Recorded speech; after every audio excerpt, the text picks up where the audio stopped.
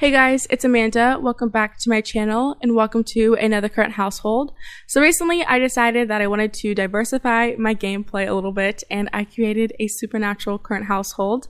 After I built my little Victorian house, I was really inspired and I wanted to give it all a go, especially since I haven't played with supernaturals since the expansion pack first came out. And back then I didn't really complete lifetime wishes. I don't even know what I did when I played. I just had a bunch of kids and left it at that. But I wanted to revisit the expansion pack and the lifetime wishes, so that is what I'm doing. We are living in the world of Moonlight Falls, which did come with the supernatural expansion pack. It's actually a pretty nice world. It's a lot bigger than I recall, but super nice. And yeah, so we live right over here. This is actually a starter house that comes with the world and it's diagonal from the park. So they don't have enough money right now, so I just gave this house like a nice little makeover and I think it's actually pretty cute, but I'll go ahead and start outside. So right here we just have a nice little fairy house for Celeste, and then if you move over here we have a shower because for some reason whenever I try to have my Sims woohoo in the shower, it doesn't work, the one inside, so I put one out here because there's not like enough beds. Or the beds don't work for woohooing, I guess is what I'm trying to say. Then over here we have a nice little garden. Right now it looks kind of sad, but I'm going to make it look better once fall comes because I'm going to give them a greenhouse because gardening is like one of their sources of income. And then over here we have some bees so we can harvest the honey. So if we move inside the house, it's a pretty small house, but I do really like the makeover. I went to go with the dark color scheme because most of the houses in Moonlight Falls are pretty dark. So here we just have the, I guess, entrance area, and my Sim got a little trophy from gardening. And then over here we just have the family room, pretty simple. And then we have some of her plants right here. Celeste is the gardener. So yeah, we have some of her plants and these are the red berry bean plant, and let me tell you guys, these make so much money. I think one time we sold like 70 of these for like 12 grand, no joke. So I really recommend these. I think they came with University Life, and yeah, someone recommended these for my legacy challenge let's play, and I was like, you know what, I'm gonna do these in my current household as well. So yes, over here we just have the nice little kitchen. It's really simple. I actually really like this house though, if I'm being honest. Over here, this is Celeste. This is her bedroom. I don't know how to say her name plurally, or not plurally, but like when she owns something, I don't know how to say that, so we're just going to not. But yeah, here's her bedroom. I gave her the smallest bedroom because she does have her fairy house, so I figured she didn't need too much, so she just has her bed and then some more plants.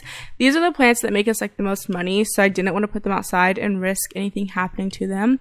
Then over here we just have a really small bathroom with a nice dirty toilet. Looks delicious. Over here, this is Cove's bedroom, and she is our witch, so her room just looks like this. Super simple, super cute. She just has her alchemy station, and yeah, so I actually really like their house, and we can just go ahead and get into the Sims. So this is my first Sim, Celeste, and she is my fairy. I actually did a creative Sim video on both her and her sister Cove, and I will link it down below for you guys to check out. It just gives you a better view of how they look in their outfits and a more in-depth look as to how I felt they would be personality wise, and it also gives you a description of their dynamic and all that good stuff. But yeah, let's just go ahead and get started. So her lifetime wish is magic makeover, grant 12 different Sims inner beauty, and reach level 10 of the charisma skill. She is unflirty, brooding, dramatic, irresistible, perfectionist. Her favorites are dark wave, sushi, and the color white, and she is a Leo, and she has 174 days until she becomes an adult, which is why I'm not a huge fan of supernaturals. But yeah, so here are all of her relationships. She does have quite a few, which was the total opposite of what I was expecting. I really wanted her to be more closed off and not a huge socialite, but she gets invited to like 3 parties a week and she just knows everybody, and it's really just because of her lifetime wish. So yeah. She's a famed farmer, which is level 8 in the gardening career, and these are her skills. She is level 8 charisma, and then she has mastered gardening. And that's pretty much it. So as I was saying with her, she's not really looking for love. She's just kind of going with the flow. She is definitely a lot more immature than her sister Cove, which we will get into more and get a little bit more into their dynamic. But she ended up meeting Dante Morgante, and they started off as just like a little friends with benefits thing. You know, he actually had a girlfriend and he had a baby with the girlfriend, but he actually dumped the girlfriend by himself. I had no control over that. So I was like, this is the perfect time to swoop in and make him ours. So I feel like, you know, Dante was just, you know, I actually want to be with Celeste, and she was like, you know what, if that's how you feel, let's make it happen. So yes. Now if we move on to Cove here is not as lucky. She's actually expecting right now and not in the best terms. So we'll get into that. But here is Miss Cove. She's super pretty. I think these Sims turned out absolutely gorgeous. But her lifetime wish is to be an alchemy artisan, which is to reach level 10 in alchemy and use 50 alchemy elixirs. And she's used 14 out of 15. She is shy, a night owl, hopeless romantic, grumpy, and friendly. Her favorites are classical, ceviche, and violet. And she is a Capricorn. And she has 7 days, so she ages up into an adult. Originally, her shy trait was actually socially awkward, but it made it so hard to make friends, so I went and bought her a lifetime reward to change her traits because I couldn't do it. So now she does have quite a few friends after I changed her trait, and after she learned the like potent friendship elixir, I threw it at a bunch of people to help with her career. So she is a dealer of destiny. Sorry, I can't really see, but yeah, she's Dealer of Destinies, which is Fortune Teller level 9. And yeah, so I needed to perform like private readings, which is why I threw those elixirs at people so we could perform that. She is almost mastered alchemy. And yeah, so now let's just go ahead and get into a little bit of their dynamic. I want to play, but like Dante keeps trying to scare Celeste, and I'm like, back up. So we'll just go ahead and have her research alchemy and they can do whatever. Okay. So let's get into a little bit. Okay. So Cove is expecting a baby with this werewolf, Argus Brown. And when she met him, you know, she is a hopeless romantic. She did really want to fall in love. And since she wanted to fall in love so bad, I think it made her a little bit naive. And she didn't really realize that Argus wasn't really in love with her. He was just looking for something to escape from his family and all of his problems and just something a little bit more fun and less serious. So I do believe that Cove actually fell in love with him, and in the midst of the love and the lust and all the emotions, she wound up pregnant. And when she told Argus, he was like, no, I just had a baby with my girlfriend. I don't want to leave my girlfriend. I just needed a break. I just needed something fun and exciting and not stressful. And he was like, I don't want a baby. So either you get rid of the baby and we can stay together, or you can keep the baby and I want nothing to do with you. I don't want to hear from you. I don't want to see you. Nothing like that. I don't want to hear about the baby. And it took her a while to decide. Okay, that's fine. Anyways, it took her a while to make up her mind because, you know, she really was in love with Argus, and that's what she craved. She craved love, and she just didn't want to let that go. But after she did some deep thinking, she was like, you know, if he actually loved me, he wouldn't make me pick between me and the kid. He would, or him and the kid. He would, what is wrong with him? Is he liking it? What is she doing? Oh, okay. You know what? They're stressing me out. I'm just going to pause because I don't want anything to happen. Anyways, so, yeah. And she actually gave him an ultimatum. She was like, you know what? Well, if you don't want the kid, then I guess you can leave. And deep down inside, she knew that he was not going to stay, but she was just hoping that he would prove her wrong, and he didn't. And he ended up calling it quits and left her alone. And the relationship isn't that bad.